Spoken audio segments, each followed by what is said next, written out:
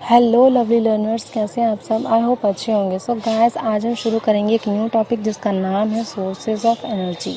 तो मैं इसमें आपको इसका मीनिंग बताऊंगी, पार्ट बताऊंगी, एडवांटेजेस एंड डिसएडवांटेजेस बताऊंगी। ठीक है, तो अब शुरू करते हैं अपना टॉपिक। तो नाम है सोर्सेज ऑफ एनर्जी। तो इसको हिंदी में क्या कहा जाता है? हिंदी में इसे बोला जाता है ऊर्जा के स्रोत। ठीक है, इसका बेसिकली मतलब क्या होता है? ये वो रिसोर्सेज होते हैं या वो सोर्सेज होते हैं जिनके थ्रू जो ह्यूमंस हैं वो अपने जो भी आवश्यकता होती है, जो भी नीड्स होती है, उसको पूरा करते हैं। लाइक जैसे कि कोयला हो गया, पेट्रोल हो गया, ठीक है, और भी कुछ न्यू वाले अभी जो आए हैं जैसे विंड पावर वगैरह हो गई, ठीक है, और हाइड्रो इलेक्ट्रिसिटी। तो ये जो सारी चीज़ें होती हैं ना, ये उस तरह के संसाधन है। एक संसाधन बेसिकली कह सकते हैं इसको, एक रिसोर्स कह सकते हैं जिसके थ्रू हम अपनी नीड्स को पूरा करते हैं। ठीक है, अब आते हैं इसके पार्ट पे। इसके दो पार्ट होते हैं, एक तो होता है कन्वेंशनल और दूसरा होता है नॉन कन्वेंशनल। ठीक, तो अब शुरू करते हैं advantages of conventional source of energy. ठीक है, तो इसमें सबसे पहला पॉइंट आता है it is easy to use. इसको यूज़ करना बहुत ही ईजी है। चीप टू प्रोड्यूस, इसको प्रोड्यूस करना बहुत चीप है। Building power plant are easy. It means ये बिल्डिंग पावर प्लांट इजी का ये कहने का मतलब है इसमें कि जैसे कि जहाँ पर भी लाइक कोल वगैरह है, ठीक है, कोल है, अगर कहीं पे भी कोल बहुत ज़्यादा मात्रा में पाए जाते हैं, बहुत ज़्यादा उसकी क्वांटिटी होती है, तो हम वहाँ पर उससे बनने वाले जो अदर रिसोर्सेज हैं, उससे बनने वाले जो अदर चीज़ें हैं ना, वो उसकी बिल्डिंग वहीं पे क्रिएट कर सकते हैं। And last one is available price is lower. अब आते हैं डिसएडवांटेजेस पे। डिसएडवांटेजेस में हम सबसे पहले क्या पढ़ेंगे? Once they are gone they can't be replace. It means ये नॉन रिन्यूएबल होता है और अगर हम इसको एक बार यूज़ कर लेंगे तो हम ये दोबारा नहीं मिल पाएंगे। It increases pollution. The third point है they are not renewable energy, क्योंकि ये नॉन रिन्यूएबल है इसलिए हमने फर्स्ट वाले पॉइंट में पढ़ लिया कि अगर हम इसको एक बार यूज़ कर लेते हैं देन ये हमें अगेन नहीं मिल पाएंगे। And last one is there is no doubt that fossil fuels contribute to global warming. ये क्या कहना चाहता है? इसमें कोई भी डाउट नहीं है कि ये ग्लोबल वार्मिंग पर असर डालता है। कैसे? जैसे अब डिसएडवांटेजेस हम पढ़ रहे हैं तो हम ये पढ़ेंगे, इसमें ये होगा जैसे कोयला हम यूज़ करते हैं, ठीक है, हमने कोल यूज़ किया तो हमने उसको यूज़ तो कर लिया, लेकिन जब हमने उसको जलाया तो क्या हुआ? उसमें से कार्बन डाइऑक्साइड निकली। ठीक है, अब ये कार्बन डाइऑक्साइड हमारे एनवायरनमेंट में पॉल्यूशन क्रिएट करेगी, तो ये कहीं ना कहीं हमारे ग्लोबल वार्मिंग पे इफ़ेक्ट डालती है। ठीक है, तो ये हुआ disadvantages of conventional source of energy. ठीक है, तो अब हम यहाँ पे पढ़ेंगे कन्वेंशनल सोर्सेज के कुछ एग्जाम्पल। ठीक है, तो इसमें हम सबसे पहले पढ़ेंगे कोल के हम पढ़ेंगे डिसएडवांटेजेस एंड एडवांटेजेस। तो यहाँ पे मैं एडवांटेजेस शुरू करती हूँ। तो फर्स्ट पॉइंट लिखा है इट्स इजी टू ट्रांसपोर्ट। हम इसको इजीली ट्रांसपोर्ट कर सकते हैं। ठीक है, एंड क्योंकि इसके अंदर ऐसा कुछ नहीं होता कि इसको ले जाया ना जा सके, या बहुत बड़ा नहीं होता कि हाँ भाई बहुत बड़ा है तो हम इसको कैरी नहीं कर सकते, तो बहुत ही मतलब छोटे छोटे से होते हैं, तो हम इसको कहीं पे भी आराम से ट्रांसपोर्टेशन इसका कर सकते हैं। देन आता है सेकंड पॉइंट, ईजी एक्सेसिबिलिटी।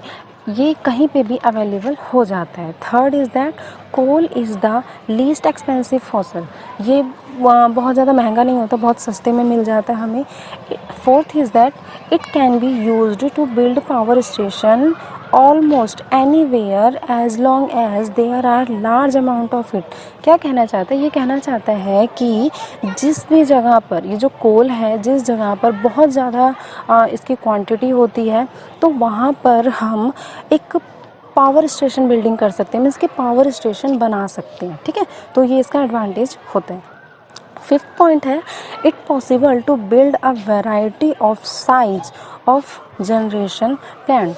ये क्या कह रहा है? ये कह रहा है कि जनरेशन वाइज मीन्स कि कोयला के ना, ये बात नहीं है कि हाँ भाई एक ही तरीके के कोयले पाए जाते हैं। यहाँ पे बहुत सारी वैरायटीज़ होती हैं कोयले की। सो कुछ कोयला होते हैं जो बहुत अच्छे होते हैं और कुछ जो कोयला होते हैं वो बहुत लोअर क्वालिटी के माने जाते हैं, उसकी इतनी ज़्यादा डिमांड नहीं होती है। अब हम पढ़ेंगे इसका डिसएडवांटेज। फर्स्ट क्या लिखा है, लैंड डिस्टर्बेंस, ये हमारे लैंड को डिस्टर्ब कर देता है, एयर पॉल्यूशन करता है एंड वाटर पॉल्यूशन भी करता है। Second is that bad effect of human health when burn, अगर इसको हम जलाते हैं तो हमारे ह्यूमन हेल्थ पे बहुत ज़्यादा बुरा प्रभाव पड़ता है, क्योंकि इसमें से कार्बन डाइऑक्साइड निकलती है और जो कार्बन डाइऑक्साइड निकलती है तो वो हमारे लिए अच्छी नहीं होती है, ठीक है। इसके बाद आता है third, high carbon dioxide emission when we burn, ये जो मैंने अभी आपको बताई, जब हम इसको जलाते हैं तो हाई क्वांटिटी में बहुत ज़्यादा मात्रा में कार्बन डाइऑक्साइड निकलते हैं। उसके बाद आता है fourth point, it will eventually run out, ये धीरे धीरे करके ख़त्म होते जा रहा है। और मैंने पहले ही बताया कि ये नॉन रिन्यूएबल है, तो नॉन रिन्यूएबल अगर ये एक बार को ख़त्म हो जाएगा तो ये अगेन हम इसको दोबारा से यूज़ नहीं कर पाएंगे। फिफ्थ आता है इट कांट बी रिसाइकिल, ये इसको हम रिसाइकिल नहीं कर सकते, दोबारा से हम यूज़ नहीं कर सकते। एंड यहाँ पे एक नोट की तरह आप मान सकते हैं जो आज के टाइम के लिए लिखा है, क्या लिखा है, coal is one of the most polluting fuels used today, आज के टाइम पे जो कोल है वो बहुत ज़्यादा पॉल्यूटिंग फ्यूल के अंदर हम इसको इंक्लूड करते हैं, ठीक है। अब हम पढ़ेंगे इसका सेकंड एग्जाम्पल है नेचुरल गैसेस। नेचुरल गैसेस के भी एडवांटेजेस एंड डिसएडवांटेजेस। तो हम एडवांटेजेस में पहले पॉइंट पे आते हैं, तो यहाँ लिखा है लेस हार्मफुल देन कोल और ऑयल और कोल के कंपैरेटिवली ये लेस हार्मफुल होता है। कैसे कि इसमें बोला गया है कि 45% कम कार्बन डाइऑक्साइड ये प्रोड्यूस करता है comparatively to other fuels and 30% less than carbon dioxide ये प्रोड्यूस करता है ऑयल के कंपैरेटिव। और सेकेंड पॉइंट आता है इजी स्टोरेज एंड ट्रांसपोर्ट, हम इसको बहुत ही इजी वे में ट्रांसपोर्ट भी कर सकते हैं और इसका स्टोरेज भी कर सकते हैं। थर्ड आता है रेजिडेंशियल यूज़। रेजिडेंशियल यूज़ के अंदर ये क्या कहना चाहता है, ये कहना चाहता है एक्चुअली कि नॉर्मल पाइप के थ्रू ही हम हर एक घर में इस गैस को पहुंचा सकते हैं। अब इस गैस की यूज़ क्या होते हैं घर घर में भाई, तो इसका यूज़ होता है जैसे कि कुकिंग करने के लिए, ठीक है, या फिर हाउस हीटिंग करने के लिए, ठीक है। इसके बाद हम पढ़ते हैं इसका फोर्थ पॉइंट लिखा है व्हीकल फ्यूल्स में एज अ व्हीकल फ्यूल भी हम इसको यूज़ कर सकते हैं। एंड फिफ्थ इज़ दैट ये चीपर होता है, ठीक।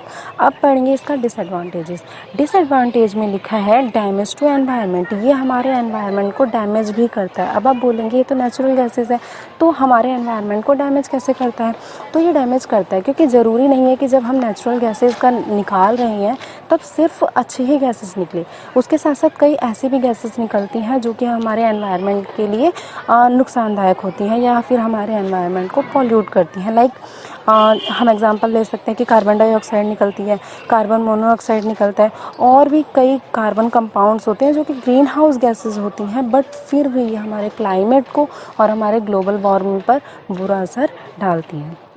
देन सेकंड पॉइंट आता है नॉन रिन्यूएबल, ये नॉन रिन्यूएबल है भाई, ये तो इसका सबसे बड़ा डिसएडवांटेज है। थर्ड पॉइंट आता है एक्सपेंसिव, ये एक्सपेंसिव होता है, अगर हम कोल के कंपैरेटिव देखें या फिर ऑयल के कंपैरेटिव देखें तो ये एक्सपेंसिव होता है जब हम इसका प्रोडक्शन करते हैं तब, ठीक है।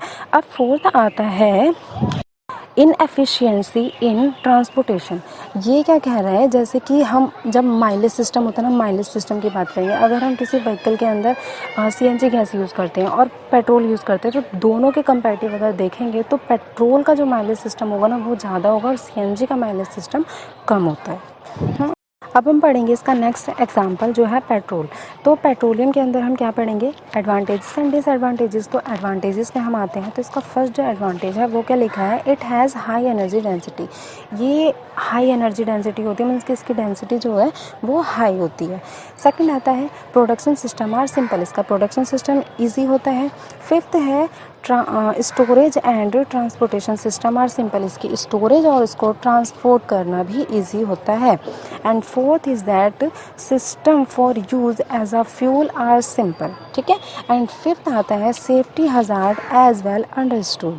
इसका क्या मतलब है, इसका ये मतलब है कि जब हम इसका प्रोडक्शन करते हैं तो भी ये बहुत ही अंडरस्टूडेबल होता है, और जब हम इसका यूज़ करते हैं तो भी ये बहुत ही ज़्यादा मतलब इजी वे में हम इसको यूज़ कर सकते हैं। बहुत ज़्यादा कॉम्प्लेक्सिटी नहीं होती कि हाँ भाई कैसे यूज़ करना है, क्या होगा, इसका प्रोडक्शन कैसे करना है, और मतलब बहुत ज़्यादा इसमें तामझाम नहीं होता है, बहुत ही ईजी वे में ये हमें समझ में आ जाता है। देन हम आते हैं डिसएडवांटेजेस पे। तो इसका फर्स्ट पॉइंट क्या लिखा है, petroleum gases harms the environment as it's unnatural. जो पेट्रोलियम गैसेज होती हैं ये हमारे एनवायरनमेंट को हार्मफुल मतलब हमारे एनवायरनमेंट पर साइड इफ़ेक्ट डालती हैं, पॉल्यूशन क्रिएट करती हैं, और ये अननेचुरल काम करती हैं, ठीक है।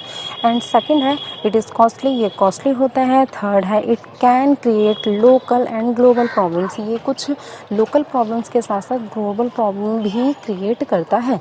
फोर्थ आता है and last is that it is limited resource, ये लिमिटेड है और नॉन रिन्यूएबल है, तो हम इसको दोबारा से यूज़ नहीं कर सकते हैं, हम इसका रिसाइकिल नहीं कर सकते हैं, तो ये इसका डिसएडवांटेजेस होता है, ठीक। सो गाइस आज के लिए सिर्फ इतना ही। एंड इसका जो non conventional source of energies है मैं उसके लिए नेक्स्ट वीडियो बनाऊंगी, सो आप उसको भी प्लीज़ देखिएगा, ज़रूर देखिएगा, ठीक है। तो आज के लिए सिर्फ इतना ही। आई होप आपको पसंद आया हो, सो इसको लाइक करिएगा, शेयर करिएगा, सब्सक्राइब करिएगा एंड बेल आइकन को दबा दीजिएगा।